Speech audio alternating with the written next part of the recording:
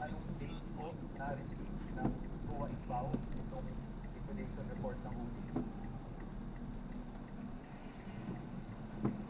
Based on the transmittal letter po, January 17, 2023. January 17. Your Honor, for our understanding, what exhibit number? Sorry. Thank you for reminding me, Your Honor. You're welcome. This is Exhibit D-1-4-OVP. This is the prosecution's P-1-11-A. No, sorry. One? I'm sorry, what is it? Sorry, D-1-1. D-1-1. Sorry, Your Honor. Dash 1. I was just corrected.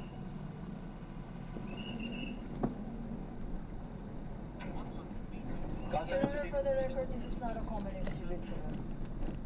Jury noted.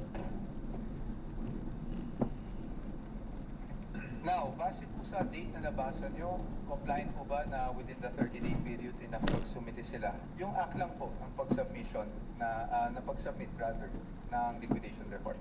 Based on this document po, yes po. Yes po. Meron po ng checklist. Tama po ba? Yes, sir. And I will refer you now to item 6.2.2.3 of the joint circular. Ayon po sa 6.2.3 ng nasabing joint circular 2015-01, ang gagawin po ng receiving officer ng COA Ifao ay titingnan po yung checklist, tapos suriin po yung mga dokumentong isinumite ng ahensya, mga attachments, kung pasok siya doon sa checklist of supporting documents na kinakailangan. Tama po ba? Can you repeat your question po? Ayon po sa 6.2.2.3, ang receiving officer ng COA Ifao ay titingnan yung checklist and then titingnan din, susuriin yung mga naka-attach na dokumento kung compliant siya dun sa checklist. Tama po ba? Yes po, based on the joint circular. Based on that same provision, kung yun po ay kompleto, tatanggapin po ng COA Ifao. Tama po ba? Yes po. At pag hindi po kompleto, o meaning kulang po yung mga attached documents, yun po ay dapat ibalik ng COA Ifao sa ahensya at hindi mo natatanggapin. Tama po ba? Yes po. Based on this provision. Opo. And in this case, because of the receiving stamp, would you say na tinanggap po ng Ifao ang submission ng OVP? At stamp po nung Ifao, yes po. Okay. Thank you, Mr. Witness. Now, basing on this document na natanggap ng COA Ifao January 17, 2023, ang kanilang liquidation report, in kanila, meaning the OVP for the fourth quarter 2022 confidential fund. It took more or less 8 months for COA to issue official findings. Tama po ba? Yes po. I am showing you a copy of EOMs that were also presented yesterday. May we know the exhibit number, sir? Yes, Your Honor. We will get to that. Tignan mo na yung mga next documents. Are you showing the one for the OVP or the DepEd? OVP, Your Honor. OVP, that would be... This is D-1-103-OVP, Your Honor, for the first AOM issued on September 14, 2023. That's the counterpart of P-1-12-A. And isunod ko na po yung pangalawang AOM na na-issue on October 3, 2023. This is D-1-104-OVP for the defense. Which is P-1-12-B for the prosecution. Thank you. Now, Mr. Witness,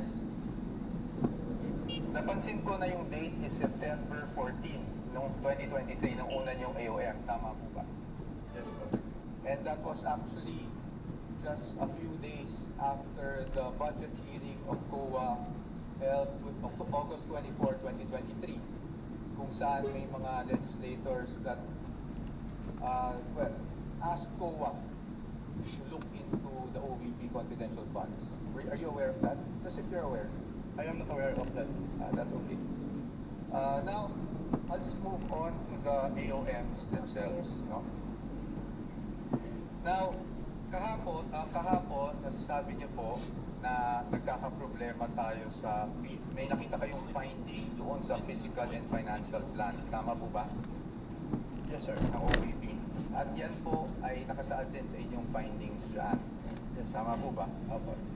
You referred to, if I'm not mistaken, and please correct me if I'm wrong, item 4.2 of the joint circular.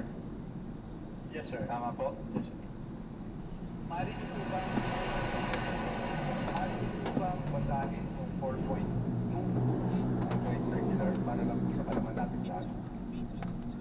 Under 4.2 of the joint circular, all allocations of CF and or IF shall be supported with physical and financial plan indicating the proposed amount allocated for each program, project, and activity where disbursements pertaining to the CE and IE shall be based.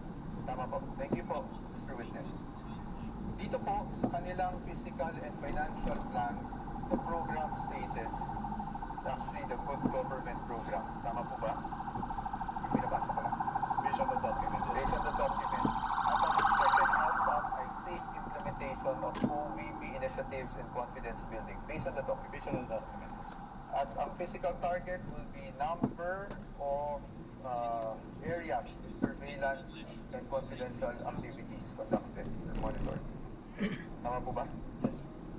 As well as the number of activities. Tama po ba? Ayon po dun sa binasa nyo, wala naman pong guidelines on how specific it would be. Correct? Pero nakalagay po kasi dito, dapat i-indicate yung each program, activity, and project na pagbabasihan ng disbursement ng CF. Apo. I won't argue with you. So basically, yung finding niyo po is based on your assessment as an auditor.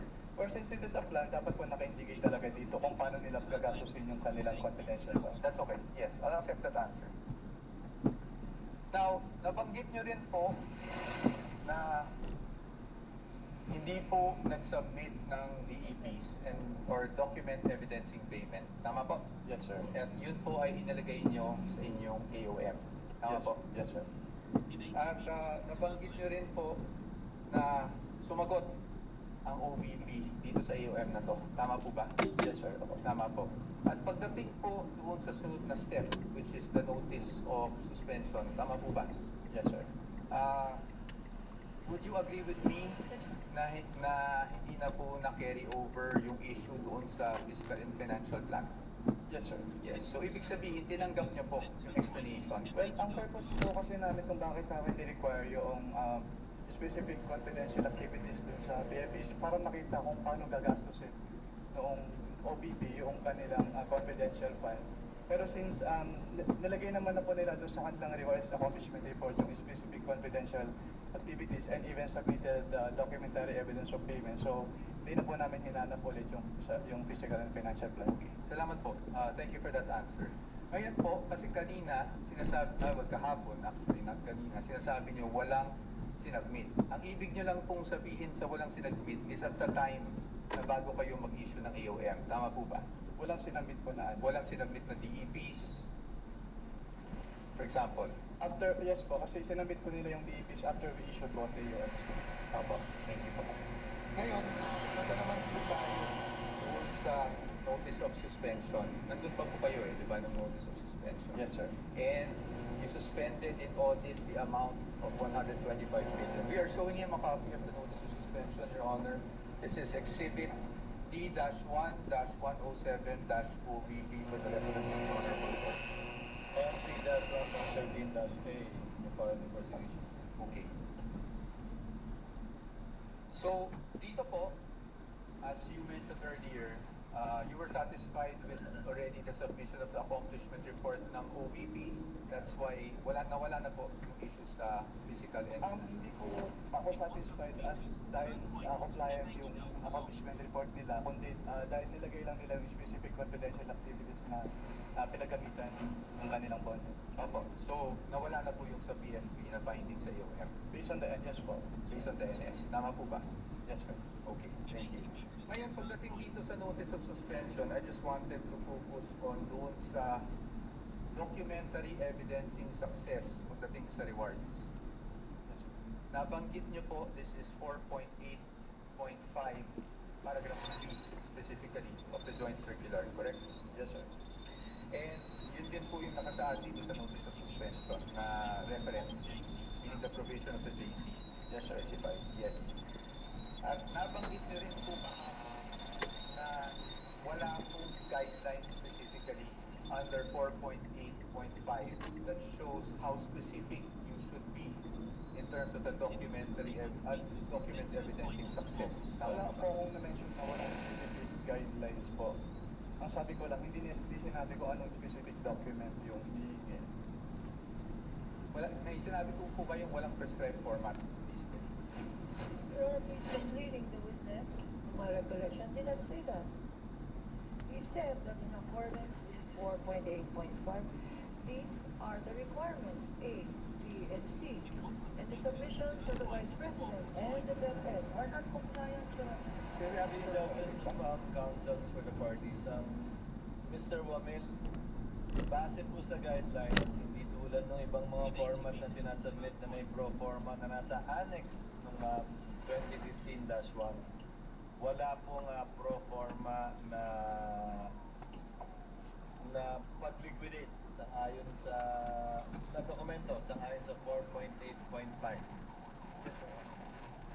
Tatlong minuto bago magalas doon, babalikan po natin ang impeachment trial. Ayon sa 4. Yes, Your Honor. Based on this provision po. Yes. May ibang provision bang nag-require ng specific na paraan? Wala na po, Your Honor. Ito lang po. 4.8.5. Thank you. Thank you, Mr. Witness. You may proceed, counsel. Thank you, Your Honor. Now, pagdating po sa OVP, alam niyo po ba kung sumagot sila sa notice of suspension na ito within the prescribed period given under the notice of suspension? Sa notice, wala na po ako sa ICFO. Wala na submit sila ng response. Okay po. So I will no longer ask you about that, probably for another witness na lang po. Punta na lang po tayo sa OVP confidential funds for 2023. You confirm, Mr. Witness, na ang OVP confidential funds for 2023 ay nakapag-issue rin kayo ng AOM for the first, second, and third quarter. Tama po ba? For the first and second lang po kasi yung third quarter, nag-draft po ako and hindi ko na po naabutan yung issuance na dahil nag-transfer out na po ako sa ICFO. Okay. At hindi nyo rin po alam kung, just if you're aware, kung sumagot ang OVP doon sa mga AOMs niyo, hindi na rin po alam yan. Yes, sir. Okay. Sige. Diretso na lang po tayo sa DepEd. Para hindi na po tayo tumagal. Sa DepEd po, nakapag-issue rin po kayo ng AOMs. Tama? At least for the first and second quarter nandun pa po kayo. Yes, sir. Tama po. And kanina po, pinag-uusapan po natin yung mga disbursement vouchers ng DepEd kung saan natukoy nyo doon na hindi compliant dahil MOOE yung nakasulat sa disbursement vouchers. Tama po ba? Naalala niyo po yun? Sinagot ko lang po yung tanong ni Atty. Lorna kanina. At ang tanong niyo, ang sagot niyo po, natatandaan niyo po ba yung sagot niyo? Ay MOOE siya at hindi confidential funds. Yes po. Now, Mr. Witness, I will show you page of the General Appropriations Act. At the copy.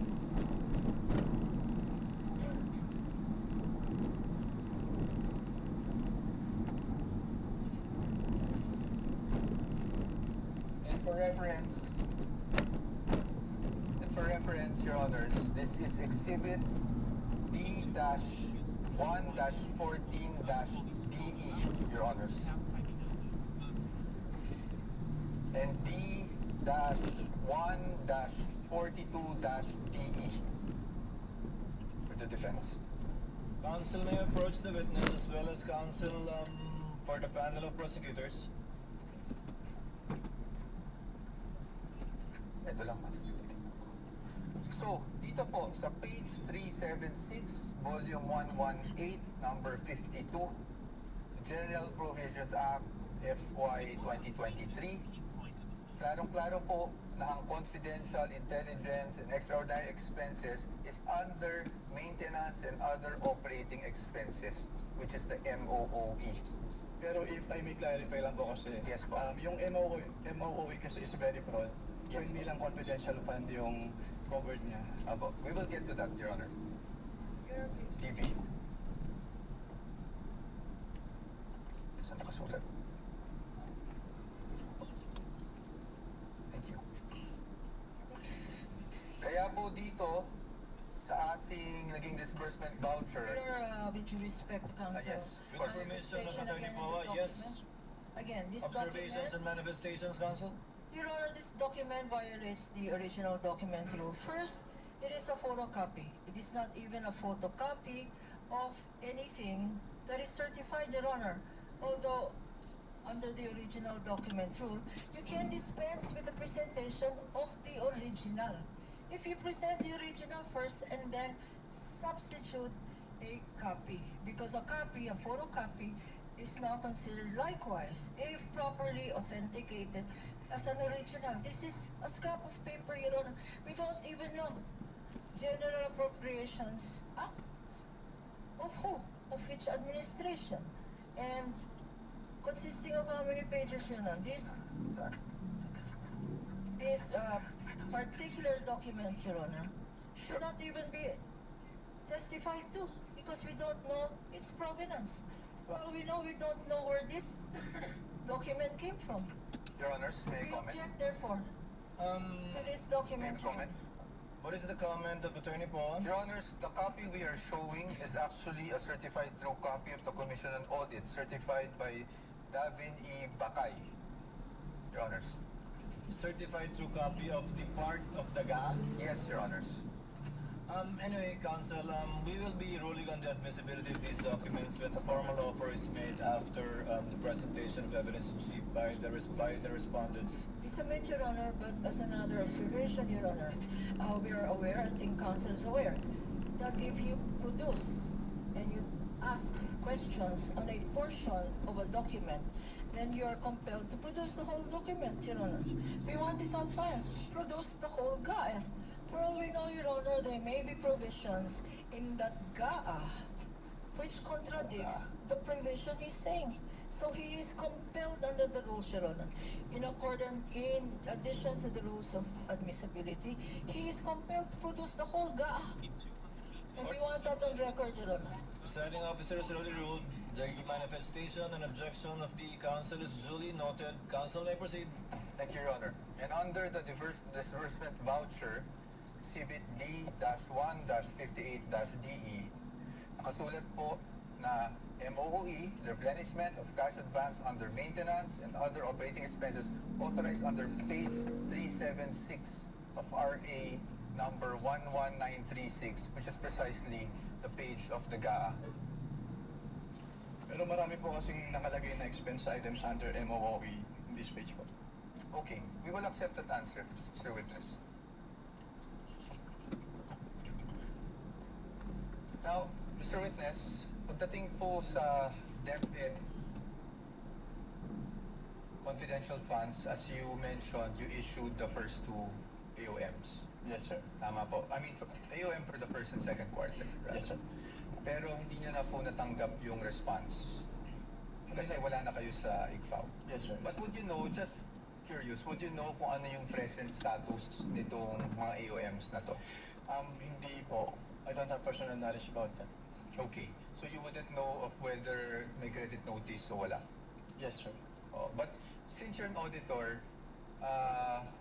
ano po ang ibig sabihin ng credit notice para sa isang auditor? Kapag sinabing credit notice, yung document submitted ay already passed in audit na po. Opo, pass in audit, meaning allowed? Yes po. Allowed But it. subject to the reopening of the audit later Opo. on po. Okay, thank you, Mr. Witness. Ngayon, Mr. Witness, since hanggang doon lang naman, no, yung naging saklaw talaga ng inyong service, I don't want to prolong this any longer. Gusto ko lang makita, based on your findings, AOM, diba? Tapos yung notice of suspension para sa OVP and the AOMs for DepEd, these are preliminary findings, correct? Yes po, kasi nai-require pa naman sa agency na mag-justify yung findings and submit the documents being sought po dun sa... Opo, at based po dito sa findings ninyo, wala namang pong expressly nakasulat na may misappropriation at this point. Actually, yung presumption of misuse kasi nasa item 8.3 na kapag hindi nag-liquidate or failure of liquidation of the accountable officers upon due demand shall be a prima facie evidence that such one has been put to personal benefit or misuse. But I am just asking for the response na meron po bang expressly nakasulat sa mga findings niya? Ask and answer, Your Honor. It is... That is a presumption po, so hindi Opo. kailangan May isubmit. expressly po ba na nakasulat na may isang kusing na napunta sa bulsa ng Vice Ask Presidente? and answer, Your Honor. Wait, don't answer. Uy. The question, Your Honor, has been asked and answered. Yes, sir, ruling, Your Honor. Sustained counsel, I think what you're getting at, modify your question. You can get it. Okay. So, basically po, ang findings nyo ay preliminary lamang. Wala pong any conclusive finding pa as to any misappropriation. Yun lang po ang tanong ko. Ang sabi kasi sa circular, upon failure to liquidate, No, I am asking, assumption. Your Honor, Ask and answer, Your Honor. No, You the already witness said... asking if it's The witness is not responsive. Kindly respond. I think the question is quite simple, yun lang naman Mr. po. Wamil. Preliminary pa lang. So wala pang any conclusive finding as to any misappropriation. Yun na lang po. Para lang po, masagot nyo na ng diretsyo. Hindi naman po kasi kailangan i-state doon sa finding. Again, Your Honor, non-responsive. Let the presiding officer be the one to do it, or try to do it. Kapag ka nag-issue po kayo ng AOM, Audit Observation Memorandum, failure to liquidate na po ba yun? O may mga observation pa lang kayo? Kailan masasabing may failure to liquidate na? Pag may notice of disallowance na, notice of suspension, o AOM pala? Nakalagay po kasi sa joint circular, Your Honor, under 8.3, failure to liquidate by the accountable officer upon due demand shall be a prima facie evidence. Opo, again, Mr. Wamila, yung pag-issue niyo po ba ng AOM, pasok na sa failure to liquidate upon due demand, o hindi pa po? Hindi po sa AOM, Your Honor. Kasi wala pong due demand sa AOM. Yes po. At masasabi mo rin bang wala pang failure to liquidate? O meron na? Pag sa AOM po wala, pero pag sa NS po, since meron ng first issuance which is considered as demand, so meron na po sa NS. So, AOM wala pa, pag NS, meron ng demand, at meron ng failure to liquidate. Opo, since sa AOM po, nire-require na silang i-justify and i-submit yung mga documents na hindi nila na-submit. Pero sa AOM, wala pa nga ganun. Yes po, Your Honor. Okay. Counsel, your witness. Thank you. And lastly, gusto ko lang to ma-clarify. Of course, the witness was a state auditor of the ICFAO. So, recommendatory lang po ang function ninyo. Hindi po kayo nagde-decide pagdating sa, lalong-lalo na pagdating sa notice of disallowance. Tama po ba? Yes po. It's the function of the commission process. Thank you. Thank you, Mr. Wamil, Attorney Wamil. I thank you for your patience. That is all for this witness, Your Honor. Thank you, counsel for respondent. Redirect, if any, counsel for the panel of prosecutors. Yes, Your Honor, with your permission. Counsel may proceed with the redirect. Mr. Witness, tinanong sa'yo ng counsel for the respondent kung meron kang special training para mag-audit ng confidential funds. Kailangan ba ng special training para mag-audit ng confidential funds? No, ma'am. Hindi. Hindi po. At ang basihan mo, sinabi mo, when you answered is, ang basihan mo ay itong joint circular. Yes. Okay. Now,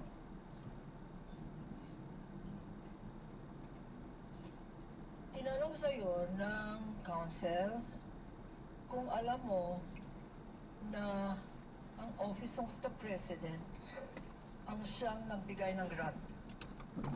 Tama? At ang sagot mo? Oo. Can you repeat the question? You answered on cross on the question of counsel for the respondent if you are aware that the grant was given to the Vice President by the President? Yes po. And you answered yes. Yes ma'am. Pag binigay ba ng Presidente, like in this instance, ang confidential funds, wala nang obligasyon mag-liquidate ang Vice President ng paggamit niya sa confidential funds na yan.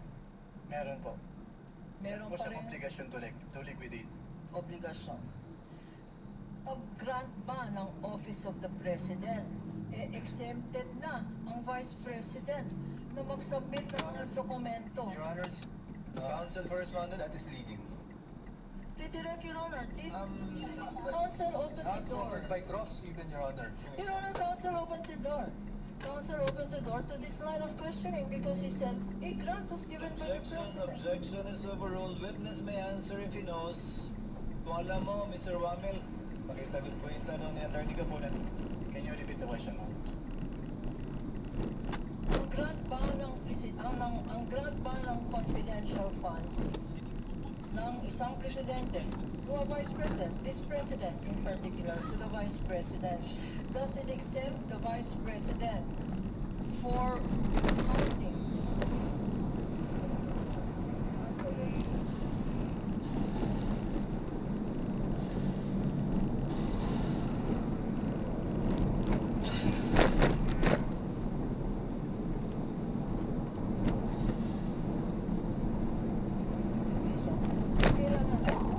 Yes ma'am. Bakit? Ano ba ang nature ng pondo na yan? Pera ba yan ng presidente? Kasi ang confidential fund po ay public fund, so kailangan pong ma-properly account.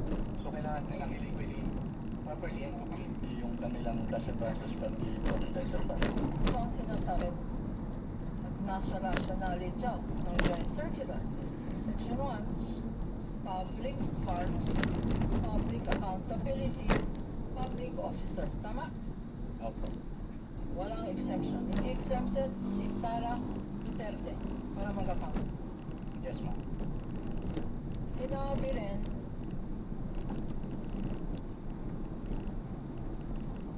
counsel for the Vice President also said, the Vice President also said, tinanong ka tungkol sa ano ba yung accrual method of accounting. Pakiulit, ano yung accrual method? Under the accrual method po, the expenses are recorded upon incurrence and on the fund payment. Allowed ba itong accrual method of accounting sa pag-evaluate ng confidential funds? No ma'am, kasi kailangan po talagang binayaran yung expenses po. So hindi pwedeng accrual parang lista. So po, hindi po pwedeng lista. Hindi pwedeng lista. Kung binayaran, dapat cash out. Yes ma'am. Tama? At kung cash out, dapat may resibo. Tama? Yes ma'am, opo. So hindi pwede ang accrual. Mr. Witness, tinanong rin sa'yo, itong utilization of confidential funds. Nakalagay, utilization of confidential funds. Tinanong sa'yo ng counsel, hindi ba dapat confidential rin? Do not divulge information on the use of confidential funds. Tama ba ang interpretation ng counsel for the respondent? Your Honor, that was not my interpretation. I was merely asking based on the memo, the circular that he read, Your Honor. Just on that matter. Okay, witness may answer. Can you repeat the question ma'am? Ang tanong, sabi ng counsel, confidential funds yan. Bawal ang mag-reveal ng confidential information citing certain provision in the revised penal code, certain guidelines, which you have seen. Pag confidential funds ba, lahat ng information na hinihingi sa inyo, kagaya ng saan ginastos yung milyon-milyon na yan sa medicine. Ay, bawal yan. Confidential yan. Pwede ba yun, Mr. Witness? Hindi po, since ang confidential fund po ay public fund, So dapat po ay properly accounted po ito. And since ang involved po ay confidential funds, so it must follow the strict accounting and auditing guidelines po to prevent misuse. Confidential ba yung, uy, bawal mo sabihin, isang grocery binili. As an Yung answered, Your pagkain Honor. na yan. As an answered. As an answered, Food, Your Honor. And As all an the answer, items Your- then, lahat ng items na sinabi natin, food, medicine, As an transport. answered, Your Honor, I ask for a ruling. Your Honor, please, I only ask for the medicine. I know I'm itemizing because as an answered previously, Counsel, Counsel for Responder is correct. Okay. Kindly move on to the next point. now, sinabi sa'yo na dapat, since this is accountable, strict, sinabi mo na ang pagka-interpret ng joint circular na yan, nandito sa dapat strict, no? Yes, ma'am. Because public funds ito. Opo. Pag sinabi bang strict interpretation, and I will quote, strict accounting, the utilization of such funds is generally confidential and classified by nature, which requires not only strong internal controls. Tama? Yes, ma'am. Nakita ba natin sa mga dokumento na sinubmit ng Presidente, ng Vice President at ng Secretary of DepEd, nakita ba natin yung mga internal controls? Hindi po. Bakit? Kasi, Your Honor, may mga... the witness is incompetent to answer because he only based his audit on the documents provided. He has no knowledge of the internal controls of the Department of Education or the Office of the Vice President, Your Honor. Your Honor, internal If the witness controls. knows based on his observation of the documents submitted to him, only insofar as that is concerned, Mr. Wamel, you may answer. Since based on the documents po, may mga deficiencies pa rin po na noted. So, it can be inferred na hindi strong yung kanilang internal control. Okay. Anong mga deficiencies na na-notice mo? Yung kanilang mga documents, some of the documents ay hindi compliant dun sa requirements ng Joint Circular 2015-01. Acknowledgement receipts na walang Management dates? receipts. Yes po, walang date yung iba nakadate ng 2023 even if the period covered ay 2022. Liquidating documents para sa submitted 2023 para sa period 2022. May internal control ba yan? Actually yung nasabit naman po nila on time yung kanilang liquidation report. Mga acknowledgement receipts na walang signatures. Yes, ma'am. Internal control ba yun? That should have been prevented by strong internal control po. Nakalagay rin dito, in this section. Strict auditing rules to prevent mishandling and improper application of the funds. So, sinabi mo na dapat strict ang compliance.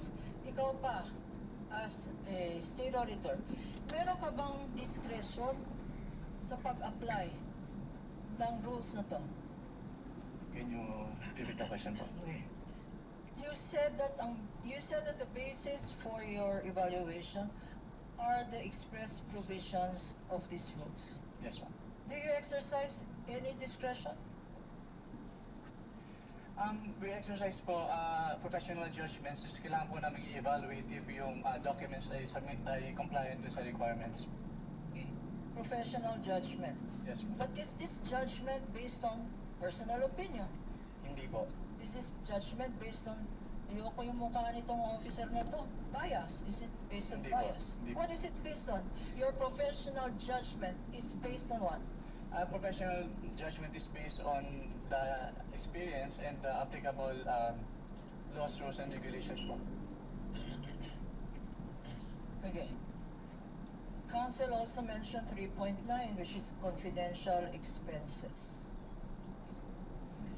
I don't think I mentioned that, Your Honor.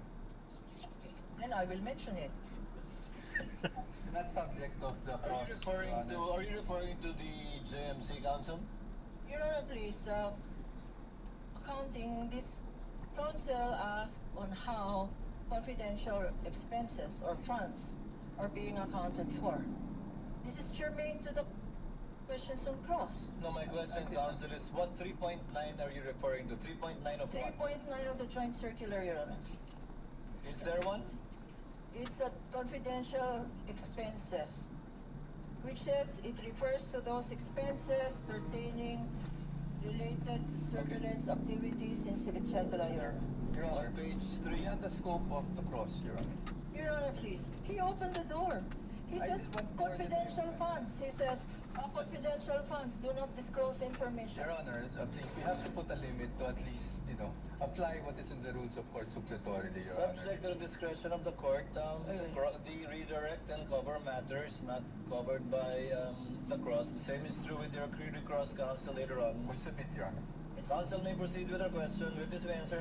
Okay. In confidential expenses 3.9, nakalagay dito, in your evaluation of liquidation of confidential funds or confidential expenses, nakalagay dito, are intended to support the mandate or operations of the agency. Mr. Lopez. Yes. Okay, nasa mandato pa ng Office ng Vice President ang magkaroon ng confidential funds. Calls for an opinion, Your Honor, that the witness is not qualified to answer. Competence, Your Honor. He knows what are allowed and what are not allowed.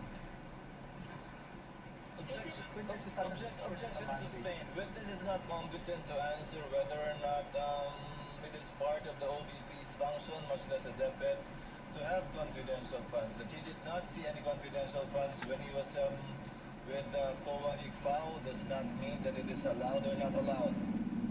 Kindly move on to your next point, Counsel, please. He also mentioned that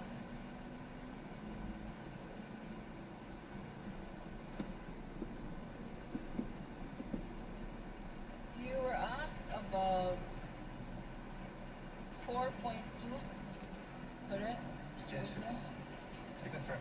And in 4.2 it says there shall be supported with physical and financial plan, indicating the proposed amount allocated for each program, activity, and project. Yes, ma'am. Ito ba ang sinabi ng council pinakita naman sa iyo yung dokumento? Bakit hindi mo sa bakit?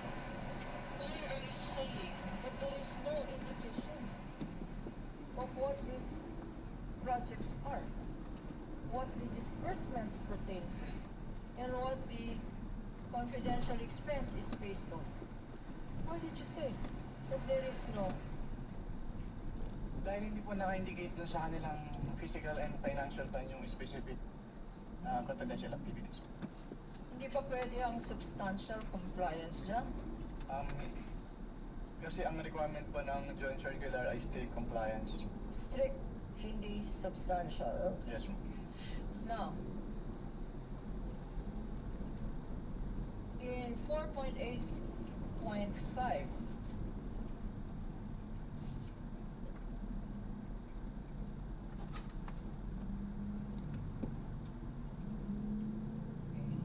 counsel makes mention in his cross that the office of the Vice President, ang SDO,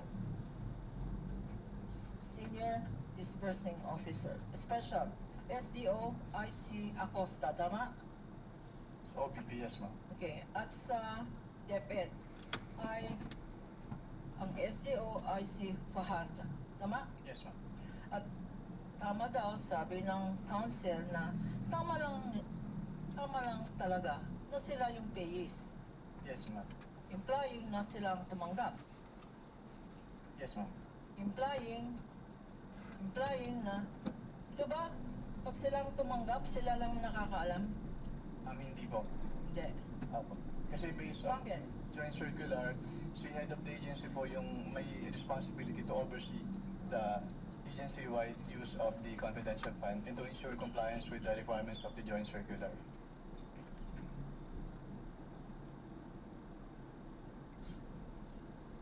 Sino ang boss? Sino ang head of agency ng Office of the Vice President? Si Vice President Sara Duterte po. Okay. At nakalagay dito sa sinayad na provision 4.8.5, nakalagay as among the requirements, approval by the head of agency. Tama? Yes, ma'am. Ito. At nakita naman natin sa mga documents na present natin, lahat may approval ng head of agency, si Sara Duterte. Tama? Yung accomplishment report, yes, Sa ma'am. accomplishment report. Hindi lang sa OVP, sa DepEd. Meron nakalagay, approved, attested, certified, correct. Sino? Even yung certification po nung accountable officer of the utilization of the confidential funds of board attested po Vice President. Even if counsel says the SDO is a postdoc to the OVP, and the SDO for the DepEd is Fajarda, still the head of the agency, who in all the documents we have seen, signed, attested, approved, certified, is Sara Duterte as Vice President and as Secretary of the DepEd, correct? Based on the documents, yes, ma'am. On 8.3, tinanong sa'yo, conclusive ba? 8.3, you mentioned prima facie findings. Tinanong sa'yo, is this conclusive? Hindi po. Yes, prima facie po. Pero miski na prima facie findings, meron bang presumption? Is there a presumption of innocency? Is there a presumption of guilt? As a matter of fact, expressly says, there is a presumption of misuse, and that it is used for personal benefit. Tama? Based on this provision po, yes, ma'am. And so far, unless proven otherwise, that presumption still holds. She is presumed to have misused or to have used it for personal benefit, Mr. Witness, correct? Yes, ma'am. Based on 8.3, correct? Yes, ma'am. No further questions, Your Honor. Meron pa daw.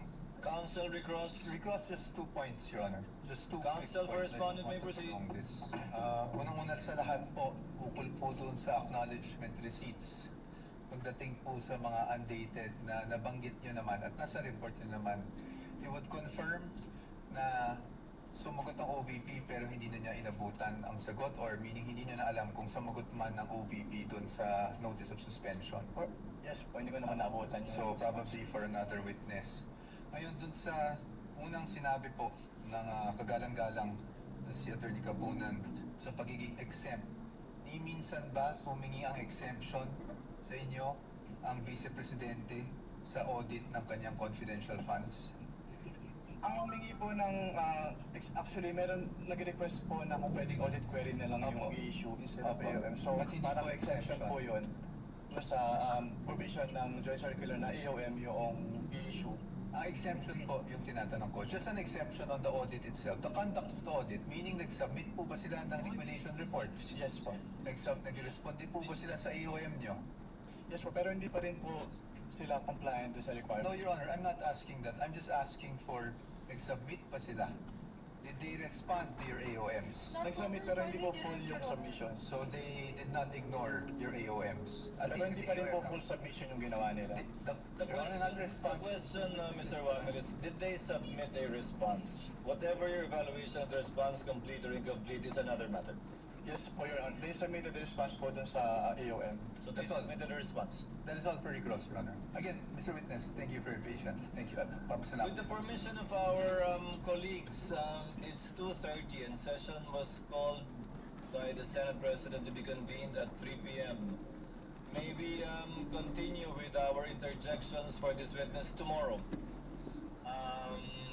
And I've listed already those who would like to make interjections.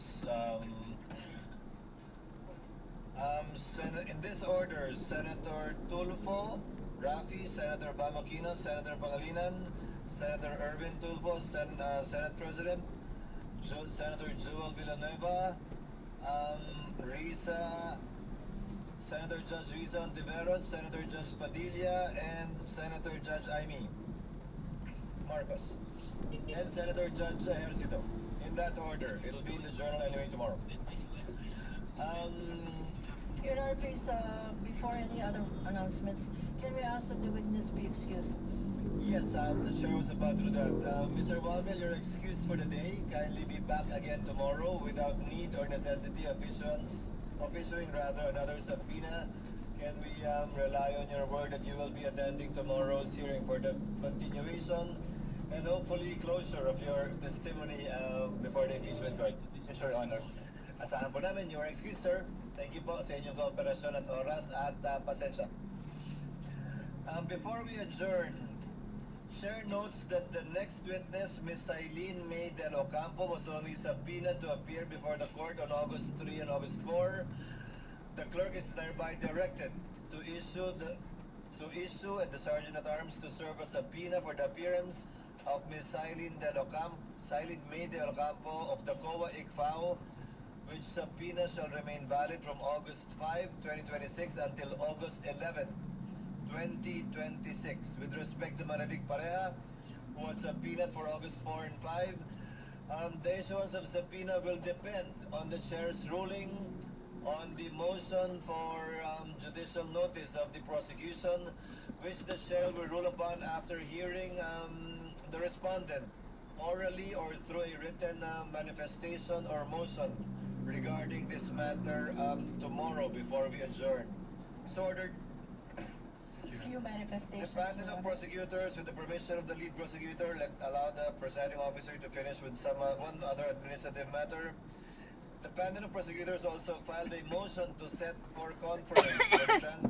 conference for the transfer of exhibit markings to be set at 4 p.m. on Wednesday, tomorrow, August 5, 2026, for the transfer of markings from copies previously marked during the pre-trial order. Given that this is administrative in nature, the request in the motion is granted. The counsel for respondent is directed, as well as counsel for the panel of prosecutors, to assign lawyers for this change of markings to be conducted again, for the record, at 4 p.m. of Wednesday, August 5, 2026. That is tomorrow. Your Honor? Yes, May I be recognized, Your Honor? Good afternoon. Before the lead counsel for the respondent, I think the lead prosecutor earlier asked for recognition. What is the pleasure of the Honorable Luis Ro? First of all, Your Honor, we just want to acknowledge your pronouncement earlier about the setting of the transfer of marking of exhibits that will be on August 5, 4 p.m. This pertains particularly to Exhibit P4-3 and series through P4-35B. Second, Your Honor, we also acknowledge the pronouncement of the impeachment court relative to the oral or written comment of the defense to the earlier motion of the prosecution that was filed on August 3, that is to take judicial notice of the hearings conducted both by the House Committee on Good Government and Public Accountability and the Committee on Justice, Your Honor. That's for the record. And third, Your Honor, this is in line also with another pronouncement of the impeachment court in compliance with, relative to our compliance to the 5-day notice rule. We will be submitting the list of witnesses for next week, as well as the request for issuance of subpoena tomorrow, August 5, because the same will depend on the conclusion of the testimony of Ms. Eileen Del Ocampo, as well as the ruling of the impeachment court with regards to the motion to take judicial notice on the hearing of the two committees of the House of Representatives, Your Honor. That's all? Yes, Your Honor. Duly noted. What is the pleasure of the lead counsel of the respondent? Thank you, Your Honor. First, with respect to the motion to set conference for the transfer of exhibit markings, I just note that under paragraph 3 on page 2 of this motion, the prosecution is also requesting for the portion of Arturo Lascañas affidavit, paragraphs 270, 270 paragraph B, and 270 paragraph D to be also marked. Now, I would just like to put on record that we're objecting even to the marking of this particular exhibit, consistent with the ruling of this court when we objected to the reading session of the NBI Director Melvin Matibag when he testified and was cross-examined by Defense Counsel Attorney Mark Pinluan. So we object to the marking of this portion of Arturo Lascañas' affidavit. As of this point, no witness has yet testified on this affidavit, and it is on record, if we review the record of the court, that that supposed affidavit was unnotarized and was not signed by anybody, let alone identified by any competent witness. And also, Your Honor, the motion is to set conference for the transfer of exhibit markings. Now, this presupposes that there has already been a marking on the original document. Now, if there's no competent witness who has identified the affidavit of Lascañas, then there is no reason for a supposed transfer of exhibit markings. We object. We object to item number 3 of this motion. We will not agree. And if the presiding court, if the presiding officer will rule to allow even the pre-marking or the marking of this item under this motion, then we would like to have our objection, continuing objection to the allowance of even the marking of this particular exhibit put on record, Your Honor. Thank you. May we respond, Your Honor? To afford the court some time to rule on the matter, let the marking and pre-markings proceed tomorrow without prejudice to a ruling of the chair with finality in open court. With respect to the objection raised by the counsel for the lead counsel rather for the prosecutor, at the appropriate time, most likely tomorrow also. No, probably on Monday, counsel, before we finally act on it after the marking and pre-marking to be done tomorrow. Again, that is without prejudice to noting the continuing objection of the counsel for the respondent on the matter. In any way, we will be finally ruling on the admissibility of these documentary pieces of evidence once formal offer is made. We will do that, Your Honor. Thank you. Thank you, counsel. If there are no other matters to be taken up, again, with the permission of my colleagues, fellow senator judges, let their interjections be done tomorrow when we resume at 10 p.m. We will be convening at 3:30 for the advice of our Senate President this afternoon. Trial is adjourned until tomorrow, August 5 at 10 a.m. in the morning.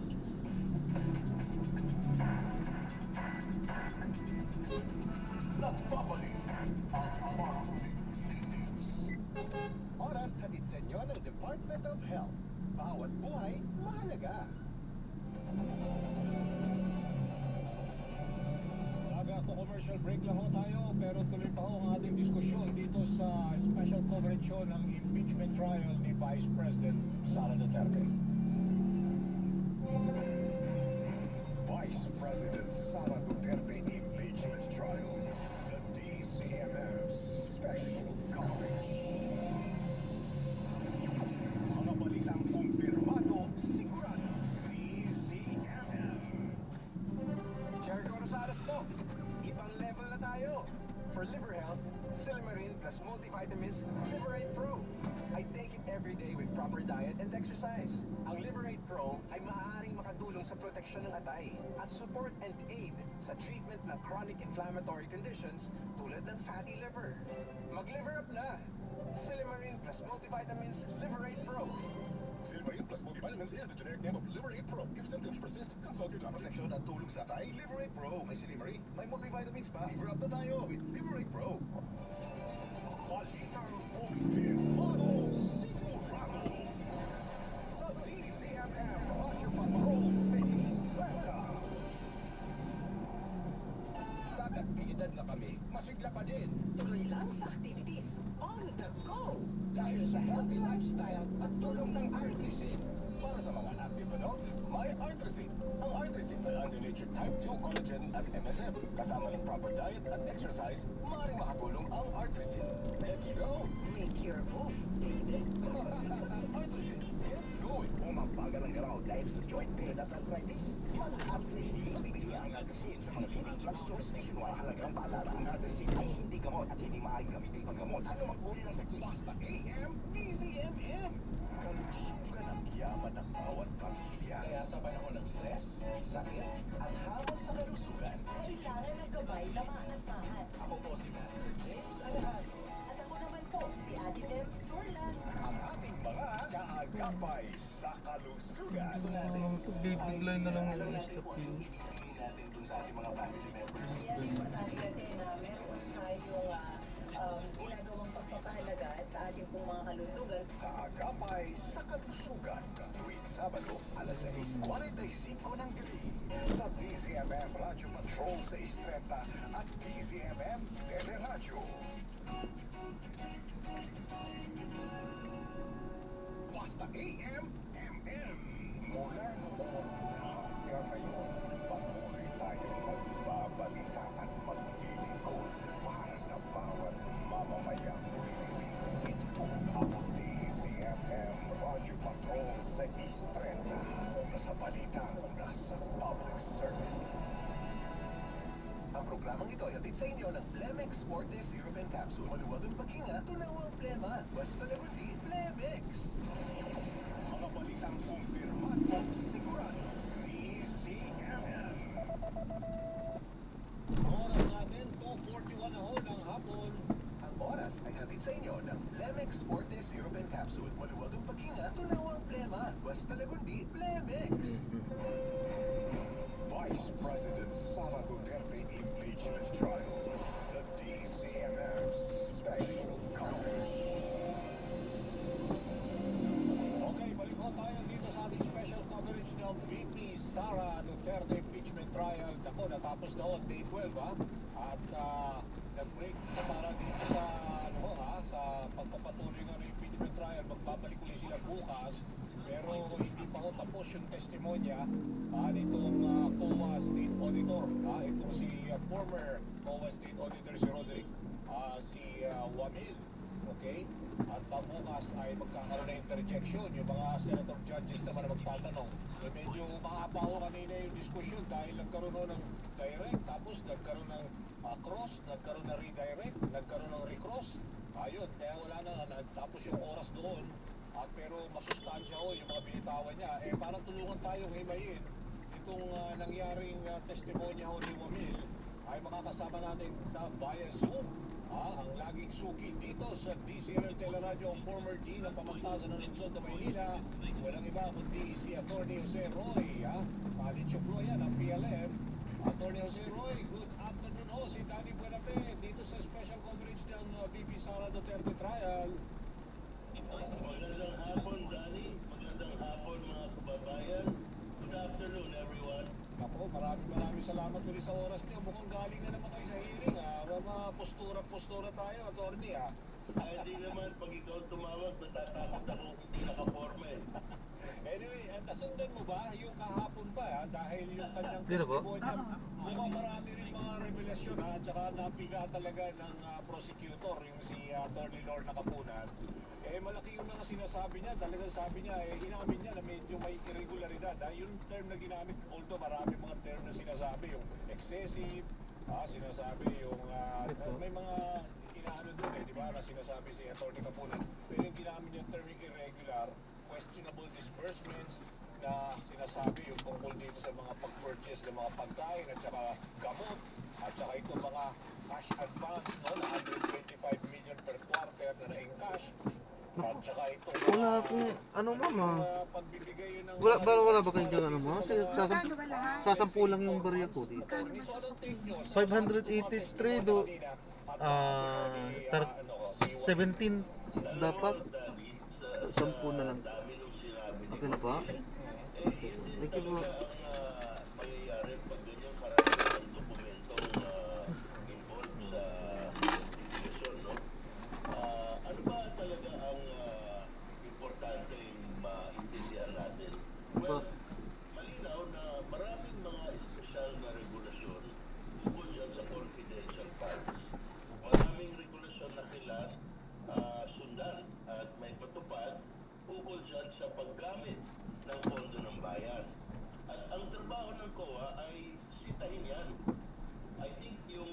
mahalagang maintindihan ng mga kababayan natin. Tatlong klase paninita yan, di ba? Una yung observation memorandum. Meron na siguro may napupuna. Tapos pag ito'y pagbibigyan ng pagkakataon, yung nag-liquidate na ayusin yung dokumento. Pag hindi ito nagawa, ang tinatawag susunod ay yung notice of suspension. Hindi na yun itutuloy yung transaction. Ayan, so na-drop na natin. Maraming salamat po sa panonood. Hanggang sa muling ingat. God bless. Paano?